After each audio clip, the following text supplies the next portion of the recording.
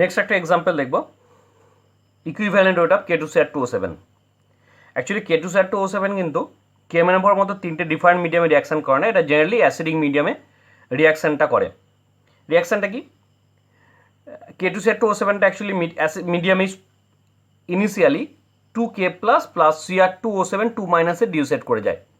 এই Cr2O7 2- এটা 6 number of electron accept করে 2Cr+3 কনভার্ট হয়ে যাচ্ছে। That means here number of electron accepted by Cr2O7 equal to 6। therefore equivalent weight of K2CR2O7 equal to molecular weight of K2CR2O7, molecular weight হচ্ছে 294 and number of electron টা হচ্ছে 6, therefore 294/6 equal to 49। তাহলে এইভাবে আমরা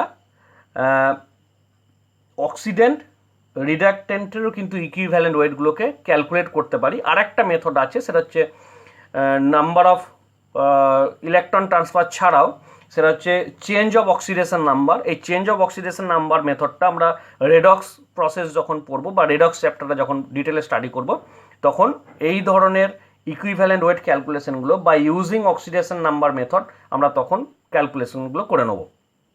next আমরা একটা topic start করব, সেটা হচ্ছে Dulung and পেটিটস law.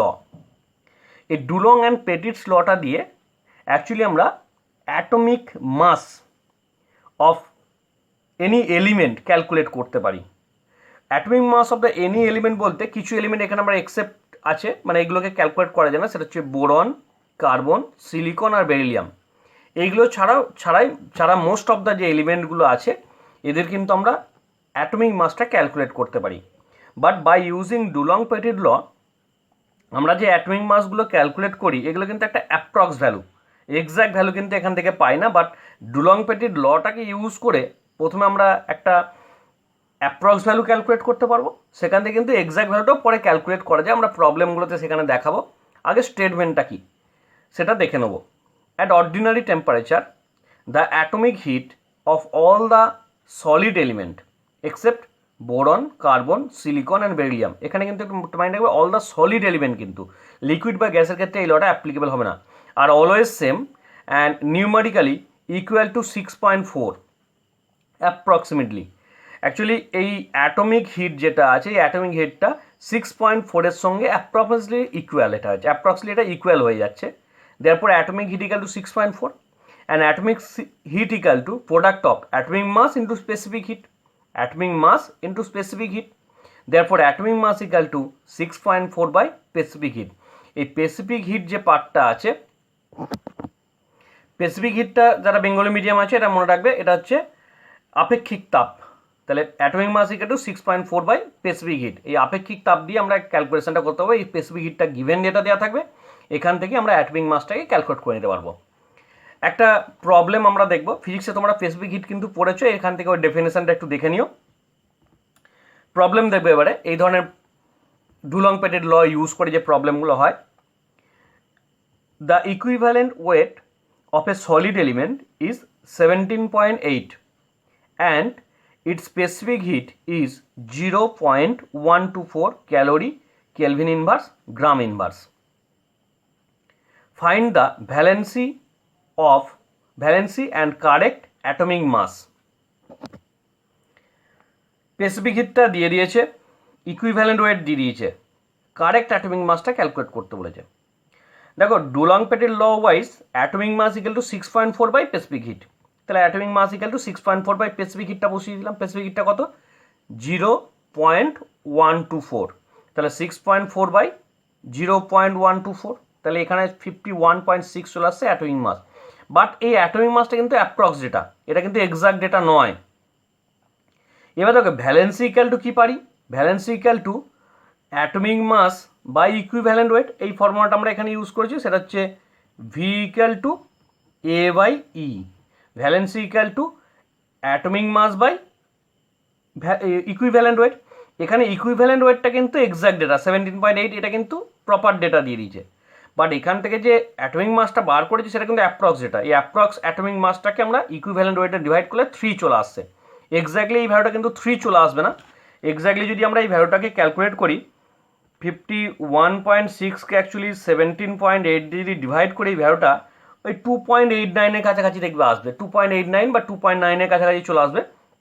But valency তো কোনোদিন ফ্র্যাকশন হতে পারে না, ভ্যালেন্সির একটা ইন্টিজার। তাহলে এটা 2.89 বা 2.9-এর নিয়ারেস্ট ইন্টিজার হচ্ছে 3, তাহলে এখানে 3 বসিয়ে দিলাম, তাহলে ভ্যালেন্সি অফ দ্য এলিমেন্ট গেল 3। Again we know that a equal to E into V. এবার ভ্যালেন্সিটা এক্স্যাক্ট পেয়ে গেছি 3, আর ইকুইভ্যালেন্ট ওয়েটটাও এক্স্যাক্ট ডেটা দিয়েছে কত 17.8।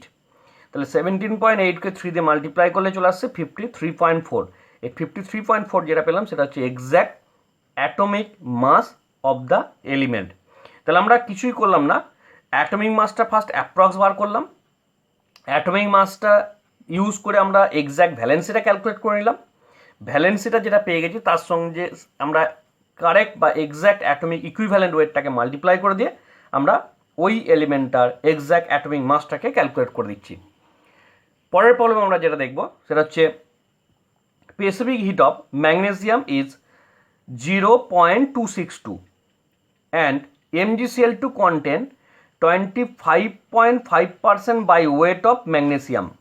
Determine atomic mass, valency of Mg and also formula of magnesium chloride. অনেকগুলো ডেটা আমাকে জানতে চেয়েছে।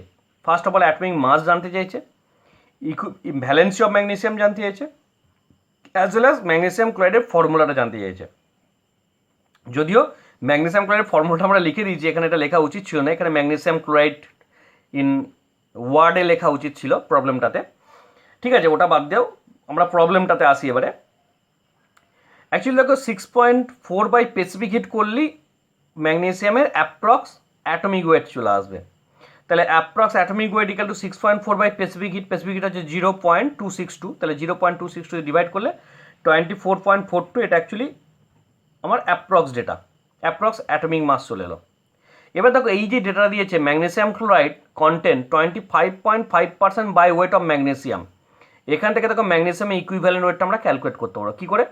ম্যাগনেসিয়াম যদি 25.5% থাকে তাহলে ক্লোরিনটা কতটা আছে 100 মাইনাস 25.5 পার্টস, সেটাই করেছি।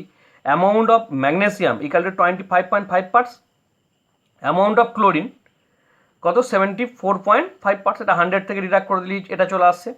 Therefore equivalent weight of magnesium equal to mass of magnesium divided by mass of chlorine into 35.5। Equivalent ওয়েটের যে আমার ফর্মুলা, যে প্রবলেমটা মানে ফর্মুলা যেটা ছিল ম্যাগনেসিয়াম ক্লোরিন স্কেলে, সেটা হচ্ছে equivalent weight of magnesium equal to, ওপরে লিখতাম আমরা মাস অফ ম্যাগনেসিয়াম, তাহলে মাস অফ ক্লোরিন ইন্টু 35.5। ক্লোরিন স্কেলে আমরা ফর্মুলাটা বসালাম, সেখানে ডেটাগুলোকেও বসিয়ে দিলাম, ডেটাগুলো বসিয়ে চলে আসছে 12.15। This is the exact equivalent weight of magnesium.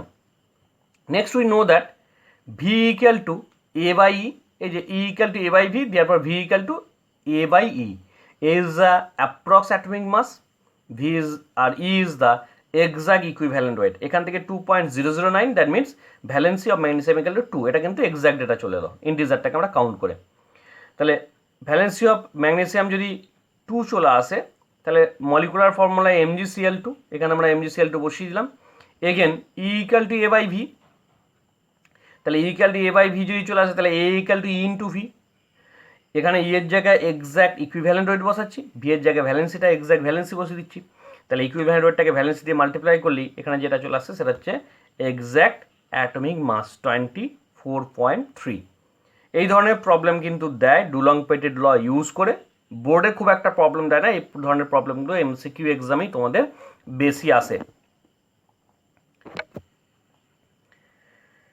আজকে আর যে দুটো পার্টগুলো করাবো সেটা হচ্ছে percentage composition and empirical and molecular formula. Actually percentage কম্পোজিশনটা একটু আগে করিয়ে দিচ্ছি, তারপর আমরা এম্পেরিক্যাল অ্যান্ড মলিকুলার ফর্মুলাতে যাবো, তাহলে পার্টটা আমাদের বুঝতে অসুবিধা হবে। পেজগুলো একটু এদিক ওদিক আছে, তোমরা দেখে নিও। Percentage composition of element of radical in a compound, মানে কোনো একটা কম্পাউন্ডে রেডিক্যাল বা যে এলিমেন্টটা আছে সেটা কত পার্সেন্ট আছে সেটা আমরা ক্যালকুলেট করছি।